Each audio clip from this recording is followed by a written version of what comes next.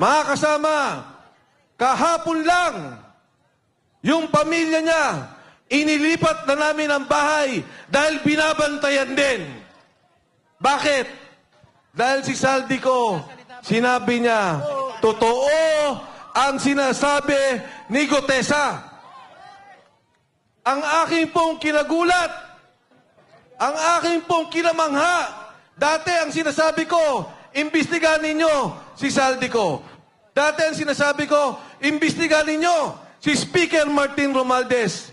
Ngayon ko lang narinig yung sinabi ni Saldico na ang pera, dinadala nila ang mali-malitang pera kay President Bongbong BBM Marcos. Ang sabi ni Pangulong Marcos, maya naman kayo. Ang sabi niya, ikulong ang nagnakaw. Ang hamon ko sa kanya, President BBM Marcos, ikaw ang mastermind. Ikaw ang dapat mahiya. Ikaw ang dapat ikulong ng sambayanang Pilipino.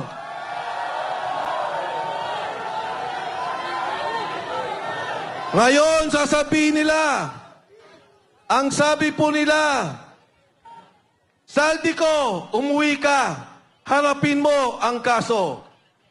Ngayon, ang sabi nila, may kaso na si Saldico. Nung araw, ang sabi nila, wala silang kaso kay Saldico.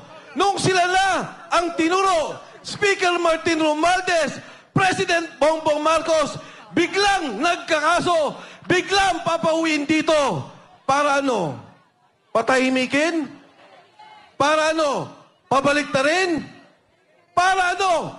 Patayin? At mawala na ang tunay na mastermind, ang tunay na nagbebenepisyo sa korupsyon, pondo ng sambayanang Pilipino. Ngayon no, yung mag-asawang Paul Estrada, ito yung assistant ni Saldico. Anong ginawa nila? Ibinyahe, papalabas. Yung Paul Estrada na konsensya.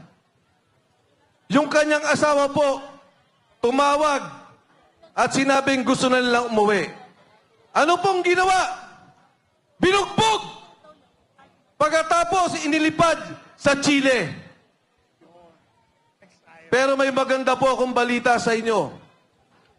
Yung pong mag-asawang yan, hawak na natin.